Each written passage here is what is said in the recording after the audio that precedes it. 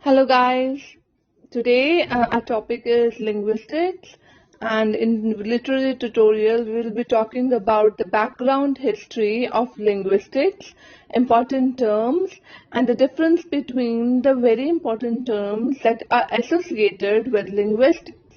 So we shall begin with it. Kindly subscribe my channel and share with your friends so that they can also get lot of information, because sharing is caring. Okay, now what is language? Language is a collection of symbols, letters, words with arbitrary meaning, governed by rules and used to communicate. Whereas linguistics, what is a linguistic? It is a scientific study of human language. Means language is a broad aspect and linguistics is a part of it. The aim of linguistics theories are to find out that what is knowledge of language, how is knowledge of language acquired, how is knowledge of language put to use. Now, we will be talking about the little background, like what is the linguistic. Linguistic Society of America observes that linguistics is a field of science that is almost 3,000 years old. Modern linguistics primarily concern themselves with either theoretical or applied linguistics. Their research includes many facets of language and language structure, which can be studied at various levels. The discipline of linguistics focuses on theory of language structure, variations and use, the description and documentation of contemporary languages, and the implication of theory of language for an understanding of mind and brain, human culture, social behavior, and language learning and teaching. Means that the linguistics is associated with various of other disciplines, and they find out this, they understand the mind, brain, human culture, social behavior, language learning and language teaching. Now, what is the connection between language and linguistics?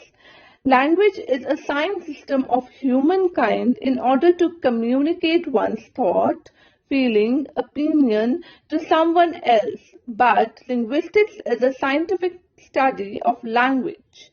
In fact, the goal of linguistics is to describe language and to explain the unaware knowledge of all the speakers have about their language. It means the language is the way through which we can communicate a feeling, thoughts and opinion, but linguistics is the one which help us to try to understand the language and explain the unaware knowledge of all the languages. Linguistics is a subject of study that is built on languages. That means language is a broader term and linguistics is a part of it. History of linguistics. Around 400 BCE, the East Indian scholar Panini composed the Adhyayai, means 8 chapters, a detailed and systematic grammar of classical Sanskrit. He is a very important writer, and he is the one whose picture is found on the postal stamps in India. Then, possibly around 200 BCE, unknown authors began composing the grammar of Tamil, which is a language of southern India and Sri Lanka. After that, we found the grammar of Tamil, right? First we found of Sanskrit, then of Tamil. Next is around 200 BCE again, Greek scholars began to describe grammar in order to help common Greek speakers understand older Greek writers. Means as the language changed, the new Greek speakers try to understand the old writers, right? And the oldest surviving example is the art of grammar, which has been written by Thrax. Next comes the beginning. In the 1st century BCE, Roman wrote about Latin grammar. following the Greek tradition. They described correct speech and writing, studied older writers, taught Greek to Latin speakers. Greek and Latin continued to be the main languages of formal study in Europe until 1200 to 1600. Right? This we have already studied in a history of English literature, that the Latin and Greek, they were taught to others with the help of grammar. Right? Next come, possibly beginning in 600, unknown authors wrote the Scholar Primer describing the Irish language and promoting its use over Latin. Now, Latin was the main language and they wanted that it should be promoted all over the world. So this was the way through which they promoted the language. In 1100, an unknown Icelander wrote the first grammatical treatise describing Icelandic vowels and consonant. Now here it began with the vowels and consonant. In 1586, William Bullocker wrote pamphlet for grammar and a brief grammar for English, which are the oldest English grammars that still survive today. Now these are the important writers who contributed a lot for this development of the linguistics. Very important one which we should know is the William Jones, like Sir William Jones. He started in a late 18th century and he showed Old Indian language had structured similarity to the Greek, Celtic, Latin, Germanic languages. Very important one we can talk are the Plato, Sir William Jones, as I've already told you. Plato was the first person who distinguished between noun and the verb. William Jones pointed out about the similarity. Darwin, he told about the evolution of the languages. Then comes very important Saussure. Saussure, he is the father of modern linguistics and he wrote the course of general linguistics. Then we have Leonard Bloomfield. He is a very important writer. He is a perfection of discovery procedure.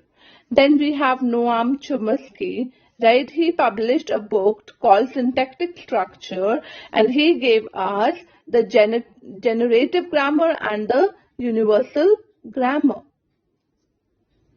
Now we will be talking about William James. He was an English polyglot and philologist who lived in India.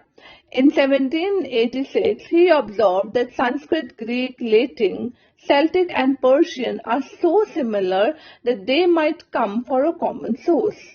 Right? From this idea grew the study of Indo-European language family and the field of comparative linguistics. Now what is the comparative linguistics? Comparative linguistics is the comparison of related languages and the reconstruction of the older parent languages from which they are thought to have been developed. Right? Next, the first known use of English word linguistics was done in 1847. From about 1900 to 1915, thinking in linguistics was dominated by structuralism. Like Ferdinand de Saussure, he was the one who started thinking in linguistics and gave us the structuralism. Now, what is the structural linguistics? Understand sound, word and other part of language by how they correspond to and oppose each other within the system of a language. The formal study of North American languages began around 1900. The diversity of Aboriginal American languages and their differences from European, Asian and Middle Eastern languages motivated new grammatical models and theories. Some important 1900 time period 20th century critics are the North American linguistics like Franz Boas 1858 to 1942, Edward Speer 1884 to 1939, and Leonard Bloomfield, 1887 to 1949. Now, the very important personality is Noam Chomsky. He is the American-born linguistics, and he is the professor of the linguistics. He was born in 1928 and published Syntactic Structure in 1959. You need to remember the works of the linguistics, and you need to remember the time period also when it was published. This particular text introduced the generative approach, which is still the main way of thinking about grammar today. Now, we have already discussed that Noam Chomsky has given us generative grammar and universal grammar. Now, what is generative linguistics? An approach that tries to identify a few simple rules of grammar that generate all the complex pattern in sound, word, and sentences. Now we will be talking about terms, important terms. Language, a natural human system of communication that includes sound, word, and rules for combining these to express a variety of meaning. Native language, first language. Native language is also known as the first language, that is the one which we speak from the very young age. Indigenous or aboriginal language. This term refers to the people of languages that live in or are associated with a particular place, are the first or among the first to be associated with that place, and have historical and cultural root from that place, right? Very inborn language. Dialect, a regional or social variety of a language. Every language has a dialect. Now, idiolect. Idiolect is the dialect of a single person, that in which manner they speak, a person's individual dialect. Jargon, vocabulary associated with particular job, activity, or the way of life, right? It is associated with a particular thing, particular way of life or activity or job in which you are. Pidgin, a simple language used by speakers of different languages to communicate, like Chikunwawa. It is no one's native language, right? Creole, a pidgin that has developed into a language, right? Then is language family, a group of languages whose similarities indicate that they come from a common parent language. Language area, the group of languages whose similarities result from the geographical contact. Language acquisition, the process of learning a language. Some theories use the term acquire and learn interchangeably, but it is not exact the same word. Target language, which we have to learn. First language, which we have command over, which we speak from the very first time that we begin to speak. Second language, which we learn after the first language. Language immersion, to hear and experience only one language. Saussure, he introduced an important distinction between the language and parole. What is language and parole? Parole is an in particular meaning utterance. It may be spoken or written, and it refers to the actual concrete act of speaking. Langue, it is the application part of the parole, implies the underlying rule governing the combination and organization of element of language. It is implicit system of element. Sign and signifier. This word was given to us by Saussure. Signifier and signified are the two inseparable components of a sound, right? In language, signifier is a set of speech sound or mark on a page, and the signifier is the concept or idea which is the meaning of the sign. Means signifier जो हम बोलते हैं और signifier जिससे concept और idea erupt होता है, mental aspect और वो physical aspect. Noam Chomsky had substituted Saussure's concept of langue and parole with the competence and performance. Now, what are these two important words? Competence is the tactic knowledge on the part of native speakers who have mastered or internalized the implicit convention. Performance, on the other hand, is the actual utterance of particular sentence. Diachronic approach and synchronic approach. Diachronic approach to language study focus on the changes in the language over a span of time, whereas synchronic approach to languages focus on the systematic interaction and rules for a long course of time. It is comparative and historical. Right? Now, thanks. This was all for today's video. Thanks for watching the video. Please subscribe my channel and share the videos with your friends, because sharing is caring. Thank you.